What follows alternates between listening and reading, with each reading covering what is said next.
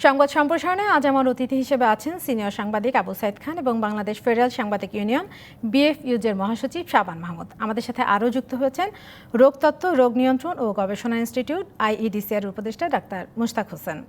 আপনাদের তিনজনকে সংবাদ সম্প্রসারণে আবারও স্বাগত জানাচ্ছি।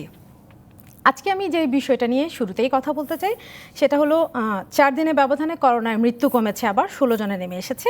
আবার সেই সাথে মানবদেহে ভ্যাকসিন ট্রায়ালে আইসিডিডিআরবি আর গ্লোব বায়োটেক একটি চুক্তি করেছে। তো সেই সম্পর্কে তারা আজকে সংবাদ সম্মেলন করছে, সেটা নিয়ে জানতে চাই। প্রথমেই ডাক্তার মুশতাক হোসেন, আপনার কাছে আমি জানতে চাই যে এই যে মানবদেহে ভ্যাকসিন ট্রায়ালে আইসিডিডিআরবি আর গ্লোব বায়োটেক সমঝোতা চুক্তি করেছে, আপনার কি মনে হয় প্রাণীদেহে তো সফল গ্লোব বায়োটেক বলেছে, মানবদেহে কতটা সফল হবে এটা? আমরা খুবই আশাবাদী, কারণ বাংলাদেশেও আমরা ভ্যাকসিন তৈরি করবার জন্য আমাদের বিজ্ঞানীরা চেষ্টা করছেন। সেটি প্রথম দিন থেকে আমরা আগ্রহ ভরে লক্ষ্য করছি। প্রাণীদেহে তারা কতটুকু কার্যকরী হয়েছে ভ্যাকসিনটি, সেটি ফলাফল পর্যালোচনা করবে আইসিডিডিআরবি, এবং সেই পর্যালোচনার উপর ভিত্তি করেই মানব দেহের প্রথম পর্যায়ের ট্রায়াল শুরু হবে যে এটা মানব দেহে কতটুকু কার্যকরী। তারপর পরবর্তী পর্যায়ে এটা ট্রায়াল হবে যে এটা কতটুকু মানব দেহের জন্য সেফ, কত নিরাপদ। কাজে এই যে কতগুলো নিয়ম আছে সেগুলো স্তর বা ভিত্তিক ভাবে আগানো হচ্ছে। এখানে গ্লোব বায়োটেক যে ধরনের প্রযুক্তি ব্যবহার করছে এটা কিন্তু সারা বিশ্বের সবচাইতে আধুনিক। মার্কিন যুক্তরাষ্ট্রের মডার্না কোম্পানি কিন্তু এটা আরএনএ ভ্যাকসিন, অর্থাৎ এই ভ্যাকসিনটা যদি সফল হয় তাহলে এক ভ্যাকসিনে ভবিষ্যতে অনেকগুলো রোগ থেকে মুক্ত করবার জন্য ভ্যাকসিন তৈরি করা অন্যান্য বিষয়ও। এই আরএনএ ভ্যাকসিন কিন্তু এখনো বের হয়নি। মডার্নার এই ভ্যাকসিন এবং ফাইজার ভ্যাকসিন তৈরি করছে, চীনেও একটা ভ্যাকসিন তৈরি করা হচ্ছে। বাংলাদেশে এই সবচেয়ে আধুনিক প্রযুক্তির ভ্যাকসিনের তারা উদ্যোগ নিয়েছেন। সফলতা বিফলতা থাকতেই পারে, কিন্তু এই যে একটা তারা চেষ্টা করেছেন এটি আমাদের বৈজ্ঞানিকদের জন্য অনেক অভিজ্ঞতা দেবে এবং আমরা আশা করবো তারা সফল হবে। এই ভ্যাকসিনটা যদি সফল হয়, আরএনএ ভ্যাকসিন, এটা ল্যাবরেটরিতেই আমরা একসঙ্গে অনেক তৈরি করতে পারবো। ভাইরাস থেকে যে ভ্যাকসিন তৈরি হয়, যেটা সিনোভ্যাক তৈরি করছে, সেখানে প্রাকৃতিকভাবে ডিমের ভিতরে ভ্যাকসিন তৈরি করতে হয়, অর্থাৎ প্রাকৃতিকভাবে আপনাকে সময় দিতেই হবে। কিন্তু আরএনএ ভ্যাকসিন যদি সফল হয়, আরএনএ ভ্যাকসিনটা ল্যাবরেটরিতে আমরা মিলিয়ন ডোজ অল্প সময়ের মধ্যে তৈরি করা যায়। তবে প্রধান চ্যালেঞ্জ হলো এই নতুন প্রযুক্তির ভ্যাকসিন এখনো পর্যন্ত পৃথিবীতে কোথাও আবিষ্কার হয়নি। আমরা বাংলাদেশ সেই যাত্রায় সামিল হয়েছি। আশা করা যায় নিশ্চয়ই যে আন্তর্জাতিক গবেষণা প্রতিষ্ঠান আইসিডিডিআরবি, বাংলাদেশ সরকার এর অংশীদারিত্ব আছে 60%, অর্থাৎ বাংলাদেশ সরকারের একটা প্রতিষ্ঠান, আন্তর্জাতিক অংশীদারিত্ব রয়েছে। তারা নিশ্চয়ই সফল হবে এবং আমরাও যারা এর বাইরে আছি আমরা আগ্রহ ভরে এর সাফল্য কামনার জন্য আমরা নিশ্চয়ই সেই সাফল্য কামনা করছি। আপনার কাছে আরেকটা ছোট্ট প্রশ্ন করতে চাই যে প্রাণী দেহে ট্রায়ালের ফলাফল আইসিডিডিআরবি পর্যালোচনা করবে প্রথমে, এই কথা বলেছে তারা। তো কিভাবে পর্যালোচনাটা তারা করবে এটা যদি আমাদেরকে সংক্ষেপে একটু ছোট্ট করে বুঝিয়ে বলেন। এটা তো যে গ্লোব বায়োটেকই এই প্রাণীদেহে ভ্যাকসিনটা প্রয়োগ করেছে, সেখানে তারা প্রাণীদেহে ভ্যাকসিন প্রয়োগ করবার আগে সেই প্রাণীগুলোর অবস্থা কি ছিল, তাদের হার্টের রেট কি ছিল, ফুসফুস কিভাবে কাজ করেছে, তাদের রক্তের বিভিন্ন বায়োকেমিক্যাল সেই দশা কি হয়েছে, ভ্যাকসিন প্রয়োগ করবার পরে ধাপে ধাপে মাঝখানে একবার হয়তো আমি জানি না তারা কতবার পরীক্ষা করেছেন সেই প্রাণীগুলোর এই যে ফুসফুস, হৃৎপিণ্ড, অন্যান্য অঙ্গ প্রত্যঙ্গ ভ্যাকসিন প্রয়োগ করার পরে 7 দিন পরে কতটুকু হয়েছে, 1 মাস পরে কি হয়েছে, এবং কখন এটার বিরুদ্ধে প্রতিরোধ ক্ষমতা গড়ে উঠলো, সেই নিউট্রালাইজিং অ্যান্টিবডি সবার শেষে, এইসব যে ডেটাগুলো, এই তথ্যগুলো নিশ্চয়ই প্রকাশ করেছে বা প্রকাশ করবে। সেই তথ্যগুলো বিশ্লেষণ করে দেখা যাবে যে এটা মানবদেহে প্রয়োগ করার মতো যথেষ্ট কার্যকরী কিনা। এটা মানে এই যে পর্যালোচনাটা, এটা শুধু আইসিডিডিআরবি বিজ্ঞানীরা করবেন না, কারণ তারা ইতিমধ্যে মার্কিন যুক্তরাষ্ট্রের একটা ওয়েবসাইটে প্রকাশ করেছেন, সেটা অবশ্য জার্নাল প্রকাশনা নয়, সেটিও পর্যালোচনা করছেন বিজ্ঞানীরা। তবে আইসিডিডিআরবির কাছে হয়তো আরো বিস্তারিত এই তথ্য তারা উপস্থাপনা করবেন, সেটা যে প্রচলিত নিয়ম আছে সেই নিয়ম অনুযায়ী তারা পর্যালোচনা করবেন, এবং তার ভিত্তিতে বাংলাদেশ মেডিকেল রিসার্চ কাউন্সিলে এটা মানবদেহে ক্লিনিক্যাল ট্রায়াল করবার জন্য আবেদন করা হবে, এবং বাংলাদেশ মেডিকেল রিসার্চ কাউন্সিলের যারা পর্যালোচনাকারী আছেন তারা আবার পর্যালোচনা করবেন যে যে তথ্য গ্লোব বায়োটেক দিবে সেটা যথেষ্ট কিনা মানব দেহে পরীক্ষা করবার জন্য। ধন্যবাদ ডাক্তার মুস্তাক হোসেন। আমরা একটু আবু সাইদ খান আপনার কাছে জানতে চাই, এই যে একটা সমঝোতা চুক্তি হয়েছে আইসিডিডিআর এর গ্লোব বায়োটেকের মধ্যে, এইটাকে কিভাবে দেখছেন আমাদেরকে জানাবেন আপনার মন্তব্য। আবু সাইদ খান। ডক্টর মুস্তাক হোসেন বিশেষজ্ঞ অভিমত শুনলাম, তবে আমি আনন্দিত যে বাংলাদেশের বিজ্ঞানীরা পিছিয়ে নেই, তারাও ভ্যাকসিন তৈরির প্রতিযোগিতা এগিয়ে আছেন এবং প্রতিযোগিতায় তারা রয়েছেন। এটা নিশ্চয়ই আমাদের জন্য একটা শুভ খবর। তো তারা কত দূর এগোতে পারবে আমি জানি না, তবে যতটুকু এগিয়েছে এই জন্য আমি তাদেরকে সাধুবাদ জানাই, অভিনন্দন জানাই। তবে একটা ব্যাপার হচ্ছে যে আমার একটা অবজারভেশন রয়েছে, সেটা বলা উচিত, যে বাংলাদেশের রাষ্ট্র প্রশাসনের ভিতর এমন কিছু লোক রয়েছে কিংবা এমন ব্যাপার রয়েছে যে যারা চায় না, কেউ চায় না যে বাংলাদেশ নিজেরা উদ্ভাবন করুক এবং নিজের পায়ে দাঁড়াক। তারা চায় যে আমদানি নির্ভর ঔষধ ব্যবস্থা তারা কার্যকর করতে চায়। এখানে একটা বাণিজ্য রয়ে গেছে। এই বাণিজ্যটা কিন্তু বিভিন্ন সময় প্রশাসনকে প্রভাবিত করে এবং আমরা গণস্বাস্থ্যের যে কিট, অ্যান্টিজেন এবং অ্যান্টিবডি কিট তৈরি করার ক্ষেত্রে তো সেখানে তাদের ত্রুটি থাকতে পারে, তাদের ভিতর ত্রুটি, কিন্তু যথেষ্ট সহযোগিতা করা হয় নাই এবং বাধা সৃষ্টি করার অভিযোগ রয়েছে। তো এসবগুলো আমাদের একটু খতিয়ে দেখা দরকার। আমি আশা করব যে এই ক্ষেত্রেও, এই ভ্যাকসিন তৈরির ক্ষেত্রেও যেন কোনো আমলাতান্ত্রিক জটিলতা কিংবা কোনো হাত এটা যেন থামিয়ে দিতে না পারে, বরং রাষ্ট্রের দায়িত্ব হবে সহযোগিতা করা, যেখানে ঘাটতি রয়েছে সেটাকে পূরণ করা এবং সর্বাত্মক সহযোগিতার হাতটা রাষ্ট্র এবং সমাজ প্রসারিত রাখবে।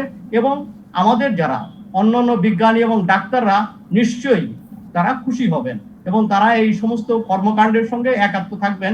এখানে কেউ যেন পরশ্রী কাতর না হয়, এটা আমরা আশা করতে চাই। তবে আমি আশাবাদী, বাংলাদেশ যেটুকু এগিয়েছে সেই অভিজ্ঞতা আমার মনে হয় যে এটা আমাদের একটা সঞ্চয়, এটা আমাদের একটা পুঁজি, এবং যেটার পর নির্ভর করে এই ক্ষেত্রে আমরা সফল না হলেও অন্য ক্ষেত্রে সফল হবে। এই যে এগিয়ে যাওয়ার যে মানসিকতা, বাংলাদেশ অনেক ক্ষেত্রে এগিয়েছে এবং ঔষধ শিল্পে এগিয়েছে এবং আজকে ভ্যাকসিন উদ্ভাবনের ক্ষেত্রে তার এই অগ্রসরতা, এটা অভিনন্দনযোগ্য বলে আমি মনে করি। আমি একটু শাবান মাহমুদ আপনার কাছে একই বিষয়ে জানতে চাই, সেই সঙ্গে আরেকটা জিনিস আপনার সাথে আমি জুড়ে দিতে চাই, যে এই যে ট্রায়ালের ফলাফলটা পর্যালোচনা করবে আইসিডিডিআরবি, তারপরে হয়তো একটা ট্রায়ালে যাবে, তো সেটা নিয়েও আপনি যদি কিছু বলেন আমাদেরকে। না, আমি অবশ্যই আশাবাদী, কারণ বাংলাদেশ সব ক্ষেত্রেই এখন অগ্রগামী এবং দেশে যখন একটি সত্যিকার অর্থে গণতান্ত্রিক সরকার, নির্বাচিত সরকার থাকে এবং সর্বোপরি দেশপ্রেমিক সরকার থাকে, তখন সেই সরকারের আমলে রাষ্ট্রের সকল ক্ষেত্রেই একটা উন্নয়ন সূচক সেটি লক্ষ্য করার মতো বিষয়ে পরিণত হয়।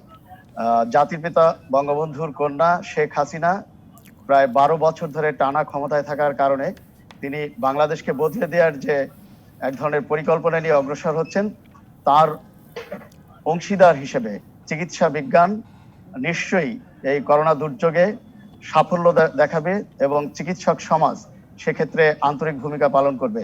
এবং বাংলাদেশের চিকিৎসক সমাজের এখন মান নিয়েও পার্শ্ববর্তী ভারতও কিন্তু অনেক ক্ষেত্রে আশাব্যঞ্জক একটা কথাবার্তা তাদের আলোচনার মধ্যে আমরা শুনতে পাই। এবং বাংলাদেশের ওষুধ শিল্পের যে আধুনিকীকরণ হয়েছে এবং সময় উপযোগী যে উন্নয়নের ধারাবাহিকতা লক্ষ্য করছি, সেটিও আমি মনে করি যে একটি ইতিবাচক দিক। আমরা মনে করি যে বাংলাদেশের চিকিৎসক সমাজের গভীর আন্তরিকতা রয়েছে। করোনা দুর্যোগে বর্তমান সরকারের নেতৃত্বে তারা বিশ্ববাসীকে দেখিয়ে দিয়েছে যে কিভাবে এই দুর্যোগ মোকাবেলা করতে হয়।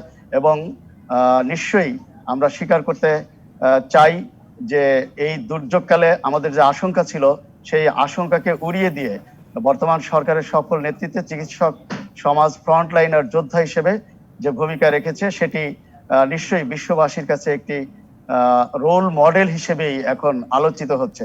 আমি অবশ্যই আশা করব যে বাংলাদেশের চিকিৎসক সমাজ, যেটি সাইদ ভাই বলেছেন, পরনির্ভরশীলতা কাটিয়ে এবং এই ভ্যাকসিন উদ্ভাবনের ক্ষেত্রে তারা নিশ্চয়ই গবেষণামূলক কার্যক্রম হাতে নিবে এবং সফল হবে, এটি আমার প্রত্যাশা।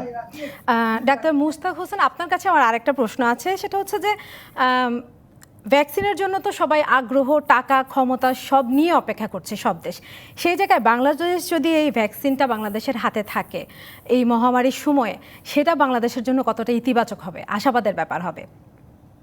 হ্যাঁ, ডাক্তার মুস্তাক নিশ্চয়ই হোসেন। আমরা ভ্যাকসিন তৈরি করার চেষ্টা করছি। এতে আমাদের যে অভিজ্ঞতাটা হবে, সেই অভিজ্ঞতাটা যদি আমাদের কথার কথা এই ভ্যাকসিনটা খুব অল্প সময়ে সফল নাও হয়, যে সমস্ত ভ্যাকসিন যদি আমাদের এই এদের প্রতিষ্ঠানের আগে কোনো ভ্যাকসিন সফল হয়ে যায়, আমরা অতি দ্রুত সেটা বাংলাদেশে ক্লিনিক্যাল ট্রায়াল করে তার নিরাপদ কতটুকু বাংলাদেশে সেটা আমরা করতে পারবো, এবং সেটা মানবদেহে প্রয়োগ করবার জন্য বাংলাদেশে যে সমস্ত কলা কৌশল প্রয়োজন হবে সেগুলো আমরা অনেক এগিয়ে থাকবো।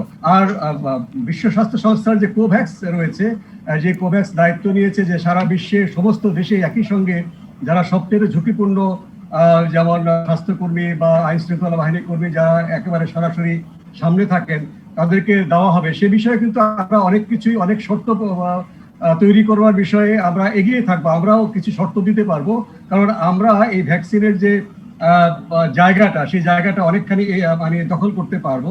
তো এক্ষেত্রে অবশ্যই সকল মহলের সর্বাত্মক সহযোগিতা নিয়ে আমাদের এই ভ্যাকসিনকে আর বৈজ্ঞানিক গবেষণাকে এগিয়ে নিয়ে যাওয়া দরকার। আমরা নিশ্চয়ই ভ্যাকসিন আবিষ্কার বা উদ্যোগ নেয়নি, তাদের থেকে নিশ্চয়ই আমরা এক ধাপ এগিয়ে থাকবো, এতে কোনো সন্দেহ নেই।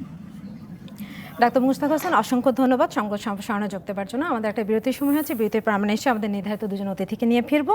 সংবাদ সম্প্রসারণে একটা বিরতি নিচ্ছি, সঙ্গে থাকুন। বিরতির পর আবারও স্বাগত জানাচ্ছি জেডএসআর নিবেদিত সংবাদ সম্প্রসারণে। সাথে আছেন সিনিয়র সাংবাদিক আবু সাইদ খান এবং বাংলাদেশ ফেডারেল সাংবাদিক ইউনিয়ন বিএফইউজের মহাসচিব শাবান মাহমুদ। এছাড়া আমাদের সাথে আরও যুক্ত হয়েছেন সহকারী attorney general Zahid Ahmed hero. আপনাদের তিনজনকেই স্বাগত জানাচ্ছি আবারও সংবাদ সম্প্রসারণে। প্রথমে আমি একটু জাহিদ আহমেদ হিরো, যে বিষয়টি নিয়ে এখন কথা বলবো সেটা নিয়ে আপনার কাছে ছোট্ট করে একটু জানতে চাই যে আজকে আদালতে একটি ধর্ষণ মামলার রায় আদালত কিছু নির্দেশনা দিয়েছেন, সেটার ব্যাপারে যদি ছোট্ট করে আমাকে একটু বলেন। আসলে এটি অনেক একটি ন্যাক্কারজনক ধর্ষণ মামলা। ঘটনাটি বেশ কিছুদিন আগের ঘটনা, বাট হাইকোর্ট ডিভিশন পূর্ণাঙ্গ রায় রিসেন্টলি প্রকাশ করেছে। একটি নবম শ্রেণীর মেয়েকে সকালবেলা মক্তবে কোরআন শরীফ পড়তে যাওয়ার সময় সে যখন মসজিদ সংলগ্ন একটি পুকুরে অজু করতে যায়, তখন ধর্ষক আগে থেকে ওৎ পেতে থাকে এবং তাকে সেই মসজিদ ঘাট থেকে তার মুখ চেপে ওড়না দিয়ে তাকে মসজিদ সংলগ্ন একটি বাঁশঝাড়ে নিয়ে তাকে ধর্ষণ করা হয়। এবং ঠিক স্নিগ্ধ সকালবেলা যখন আসলে মানুষের লোকারণ্য একটু কম থাকে, বাচ্চারা মক্তবে যায় কোরআন শরীফ পড়ার জন্য, ধর্মীয় শিক্ষা লাভের জন্য, ঠিক এই সময়েই ন্যাক্কারজনক করা হয়। এই খুলনার দাকব থানায় এই ঘটনাটি ঘটে। পরবর্তীতে মেয়েটির প্রচন্ড রক্তক্ষরণ হয় এবং সে তার বান্ধবীদের সহযোগিতায় তার বাড়ি ফিরে আসে তার মায়ের কাছে। মায়ের কাছে এসে সে তার ঘটনাটি বলার পর যেটা হয়, তার বাবা একটি মসজিদের ইমাম, সে অন্য একটা এরিয়ায় মসজিদ ইমামতি করে। তো বাবাও ঘটনাটি শোনার পর এসে স্থানীয় ইউনিয়ন পরিষদের মেম্বারের কাছে যায় এবং যে ধর্ষক, যে অপরাধটি করেছে, তার বাবার কাছেও মেয়ের ফ্যামিলি যায় বিচারের জন্য। কিন্তু আলটিমেটলি বিচার তারা কিছুই পায়নি গ্রাম্য সালিশের নামে, বরং তাদের আরো 7-8 দিন মামলায় কালক্ষেপণ করা হয় এবং স্থানীয় থানাও মামলাটি তখন নেয়নি। পরবর্তীতে বাধ্য হয়ে তারা কোর্টে মামলা করেছেন। ইন দ্য মিন টাইম 7-8 দিন পার হয়ে গেছে। কোর্টে গিয়ে দেখা গেছে মেয়েটির মেডিকেল সার্টিফিকেটই এখনো পুলিশ করায়নি। পরবর্তীতে কোর্ট মেয়েটির মেডিকেল সার্টিফিকেট করার জন্য, মেডিকেল এক্সামিনেশন করার জন্য একটি অর্ডার দেয়, কিন্তু দারোগা তাকে হসপিটালে নিয়ে যায়নি। এই কারণে আর মেয়েটির মেডিকেল সার্টিফিকেটও হয়নি। আপনি জানেন যে কোনো ধর্ষণ মামলায় মেডিকেল সার্টিফিকেট ইজ খুবই গুরুত্বপূর্ণ একটি এভিডেন্স। এই ক্ষেত্রে সেটা যেহেতু হয়নি পুলিশের সহযোগিতার অভাবে, পরবর্তীতে মামলার সাক্ষ্য প্রমাণ এবং পারিপার্শ্বিক এভিডেন্স সমস্ত কিছু আমলে নিয়ে নিম্ন আদালত আসামিকে যাবজ্জীবন সাজা প্রদান করে। পরবর্তীতে আসামি পক্ষ এই যাবজ্জীবন সাজার এগেইনস্টে হাইকোর্টে এসে তারা একটি আপিল দায়ের করে এবং আপিলে তারা এস্টাবলিশ করতে চায় যে মেডিকেল সার্টিফিকেট ছাড়া এই এটা রেপ প্রমাণিত হয়নি, নিম্ন আদালত মেডিকেল সার্টিফিকেট ছাড়াই যাবজ্জীবন দিয়েছে। এবং তারা আরো বলেছে যে যেহেতু আর 7-8 দিন ধর্ষণের 7-8 দিন পরে মামলা হয়েছে, সেই ঘটনাটি মিথ্যা। এবং যেহেতু আরো অন্যান্য গ্রাউন্ড তারা আপিলে উল্লেখ করেছে এবং সেই গ্রাউন্ডে তারা আসামির খালাস চেয়েছে। আর আমরা রাষ্ট্রপক্ষ থেকে আমাদের অ্যাটর্নি জেনারেল অফিস আমাকে দায়িত্ব দিয়েছে মামলাটি পরিচালনার জন্য, এবং আমরা রাষ্ট্রপক্ষ থেকে আমাদের সাবমিশন ছিল যে মেডিকেল রিপোর্ট না হলেই যে একটি রেপের ঘটনা মিথ্যা প্রমাণিত হয়ে যাবে এটা নয়। আমরা এই ক্ষেত্রে পার্শ্ববর্তী দেশ ইন্ডিয়ার সুপ্রিম কোর্টের একটা আমরা ডিসিশন, এটা নিয়ে নিশ্চয়ই আপনার কাছ থেকে আরো শুনবো বিস্তারিত। আমি শাবান মাহমুদ, আপনার কাছে আদালতের রায়ে যে পর্যবেক্ষণটা দিয়েছে সেটা নিয়ে আপনার কাছ থেকে শুনতে চাই।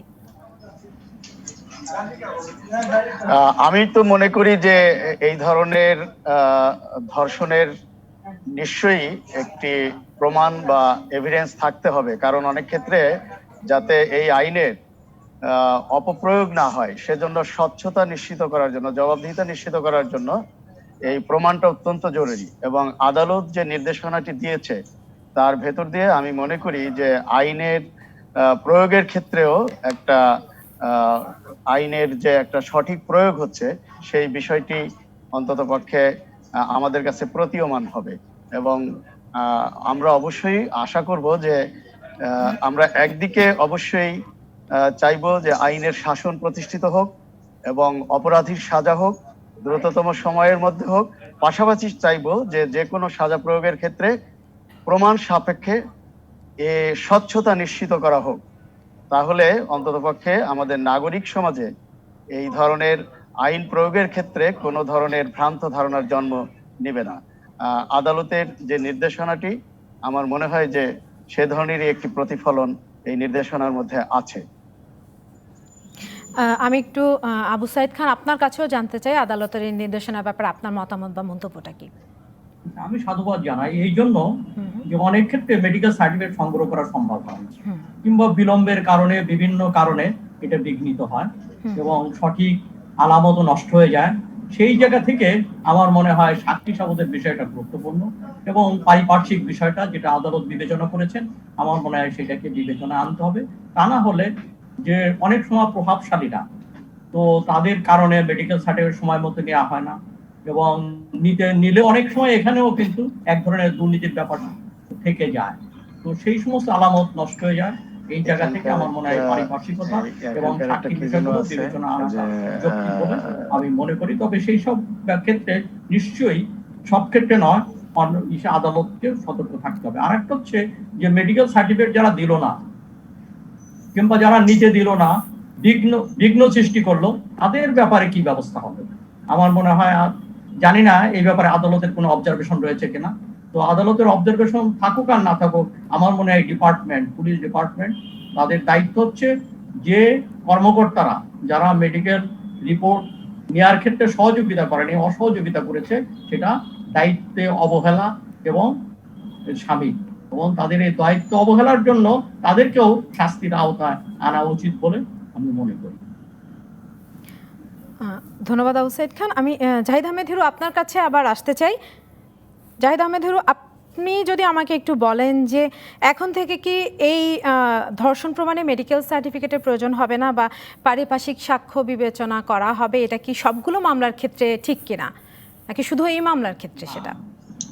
না, অ্যাকচুয়ালি একটা জিনিস, কোনো কিছু মন্তব্য করার আগে, কোনো ব্যাপারে কথা বলার আগে আমাদেরকে কিছু বেসিক জিনিস জানতে হবে যে প্রত্যেকটা ধর্ষণের ঘটনার ফ্যাক্টস এন্ড সার্কামস্ট্যান্সেস কিন্তু সম্পূর্ণ আলাদা, এবং এক একটা কেস কিন্তু ওই পার্টিকুলার কেসের ফ্যাক্টস এন্ড সার্কামস্ট্যান্সেস উপর নির্ভর করেই ওই কেসের ট্রায়াল হয়, বিচার হয়।